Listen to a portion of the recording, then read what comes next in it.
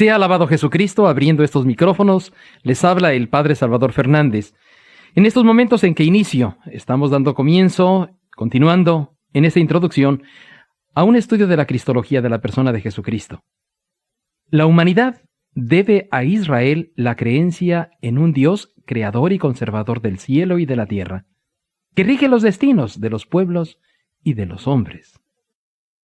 Pero no es eso lo más importante que Israel ha dado al mundo. Israel dio tierra, patria, raza, carne al mismo Dios cuando decidió hacerse hombre.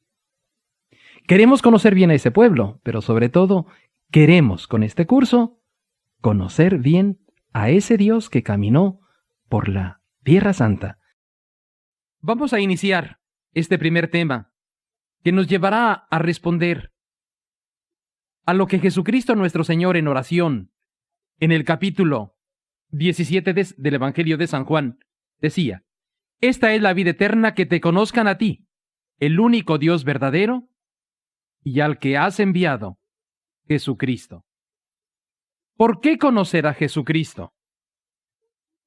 Primeramente, tenemos que responder presentando los objetivos que pretendo con esta serie que ahora abro de introducción a la cristología. Jesús es estudiado desde las ciencias. En primer lugar, porque es un personaje histórico, se le puede estudiar como a todo hombre, desde las ciencias humanas. Las ciencias humanas son la historia, la psicología, la política, la religión, la misma geografía, la etnografía, las costumbres del pueblo judío.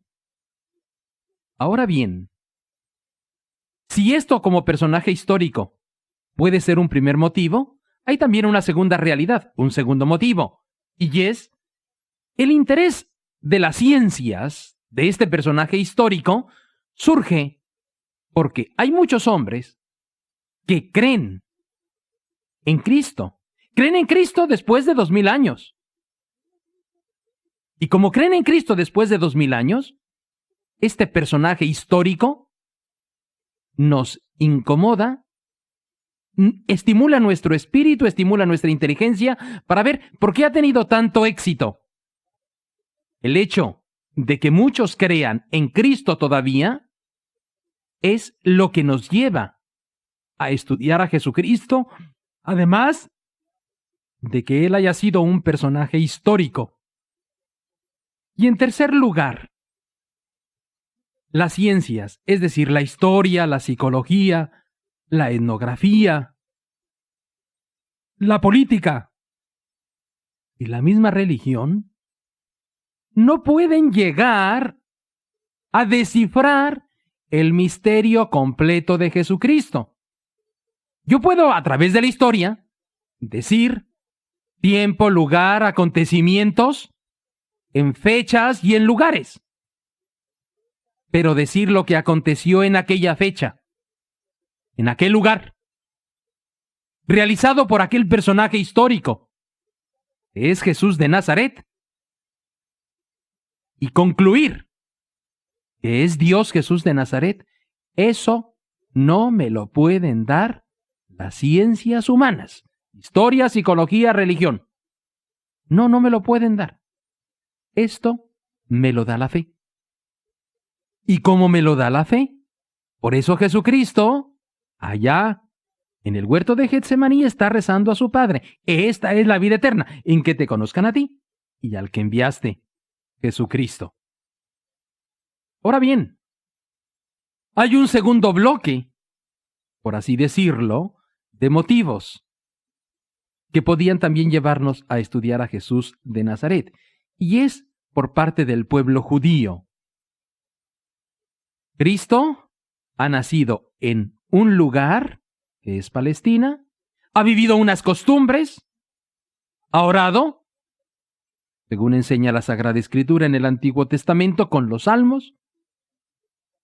Este personaje histórico judío que ha tenido tanto éxito después de 2000 años, estamos ya en el tercer milenio, al pueblo judío le llena de orgullo porque es un judío, Un hombre que reza con los salmos, que vive las costumbres, que ha pisado la tierra de Israel y que ha tenido tanto éxito. Es un orgullo para cualquier judío conocer de verdad quién es este personaje.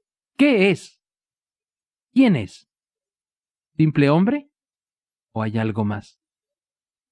Vamos a tomar ahora el Evangelio de San Marcos para entender cómo Jesucristo nuestro Señor empieza a formular esta pregunta a aquellos que le van acompañando. Dice el Evangelio de San Marcos, que es el que vamos ahora a leer. Salió Jesús con sus discípulos hacia los pueblos de Cesarea de Filipo, y por el camino hizo esta pregunta a sus discípulos: ¿quién dicen los hombres que soy yo? Ellos le contestaron: unos que Juan el Bautista, otros que Elías, otros que uno de los profetas. Y él les preguntaba: ¿y ustedes quién dicen que soy yo? Pedro le contesta: tú eres el Cristo. Y les mandó enérgicamente que a nadie hablaran acerca de él. Es la palabra de Dios que encontramos en el Evangelio de San Marcos. ¿Y ustedes quién dicen que soy yo? Hace 2000 años, un hombre formuló esta pregunta a un grupo de amigos. Dice el Evangelio que iban de camino. Eran sus amigos. La historia, estos 2000 años de cristianismo, la historia no ha terminado de responder suficientemente esta pregunta de Jesús. Quien preguntaba era un aldeano, el hijo de un carpintero, un artesano, y lo preguntaba a un grupo de pescadores, de hombres que vivían en la mar, que sabían muy bien su oficio de pescar, pero que quizás como hombres no tenían tanto el tiempo para investigar las Sagradas Escrituras, para instruirse en las sinagogas. Ellos vivían de su trabajo. Muy bien. Este aldeano, este hijo de carpintero, este artesano, pregunta a unos trabajadores y a unos pescadores. La situación en la que nos encontramos nosotros, hombres trabajadores, también es la misma. La misma palabra de Dios nos llega a cada uno de nosotros y cada uno de nosotros debe responderla. Y la responde no en base a la instrucción y al conocimiento de las ciencias humanas, de la historia, de la psicología o de la religión. La responde a base de lo que Dios nuestro Señor le haya revelado en su corazón. Como Pedro: tú eres Cristo, el Hijo de Dios vivo. Esta pregunta que formulaba Jesús a sus discípulos, a sus pescadores, la formulaba yendo de camino. Esta pregunta, en aquellas circunstancias, en aquellos momentos, nadie podía sospechar que era una pregunta muy importante, que la formulaba alguien importante. Parecería una simple pregunta de ocasión, abrir una conversación, informarme de qué piensa la gente de mí. No. Sin embargo, es una pregunta, como acabo de decir, que llega hoy hasta mí. Tú, ¿quién dices que soy yo? No me importa lo que digan los católicos, los evangélicos, los episcopalianos, los metodistas. Tú. Esta es la trascendencia de la pregunta que te llega también a ti. ¿Tú quién dices que soy yo? Esta es la pregunta que a ti te formula. Y esta es la respuesta que a él le interesa, la tuya.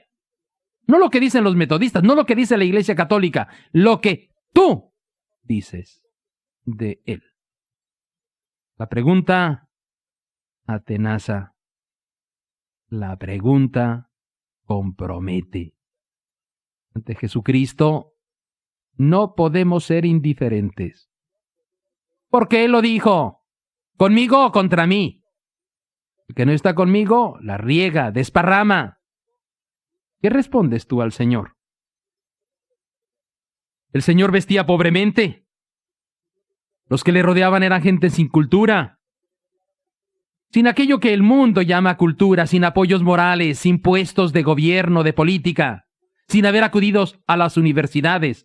Con todos los personajes con que se encontró Jesús, era gente muy sencilla, sin ningún tipo, ni dinero, ni posición social, gobernantes, puestos decisivos en la sociedad.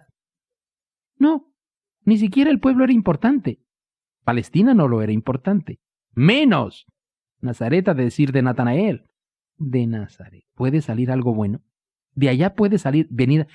Fíjense bien la trascendencia de esta pregunta. ¿De Nazaret puede venir algo bueno? Bueno, esta pregunta ha salido de un hombre que ha partido de aquel pueblo insignificante que es Nazaret y es Palestina. Todos los que rodeaban a Jesucristo eran jóvenes, y él mismo era joven. Dos de ellos de inmediato van a tener que dar su vida por él.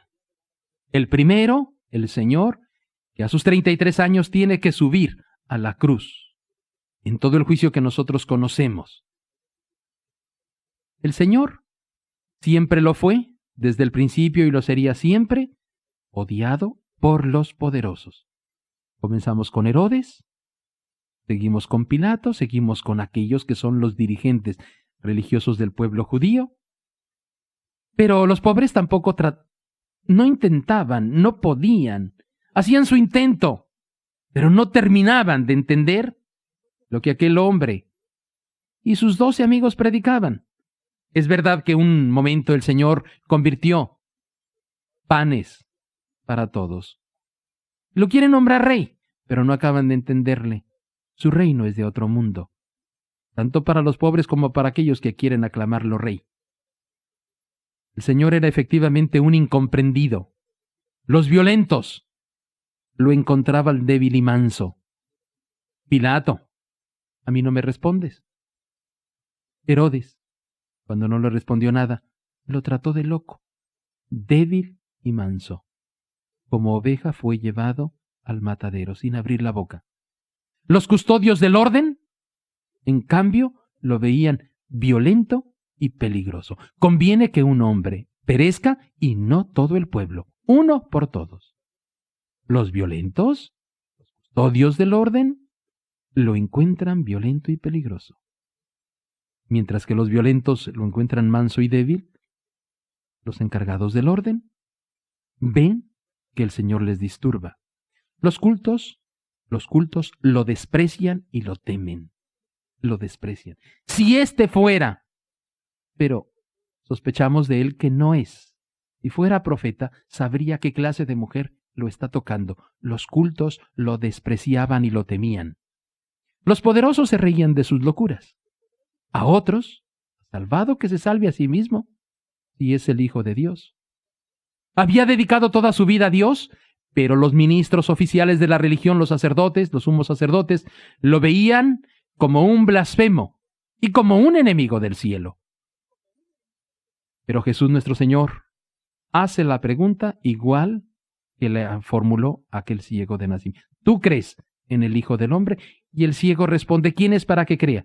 Lo has visto, habla contigo. Pero este hombre ha tenido que dar primeramente testimonio ante los tribunales.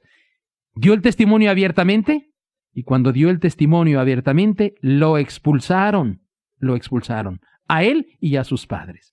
Él ya tiene edad, nuestro hijo era ciego. ¿Cómo ha recobrado la vista? Pregúntenselo a él, tiene edad, él da todo el testimonio, ustedes también quieren hacerse discípulos de él. Empecatado naciste y tú nos vas a dar a nosotros lecciones, y lo expulsaron de la sinagoga. La respuesta de Jesucristo compromete a todo individuo que se acerca a él. ¿Quién dicen ustedes que soy yo?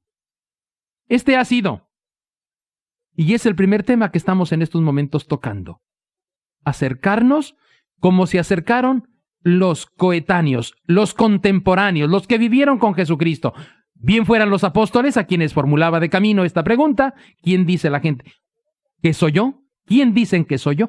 O la que formulaba Jesús a aquel ciego de nacimiento. ¿Quién dices ¿Tú crees en Él?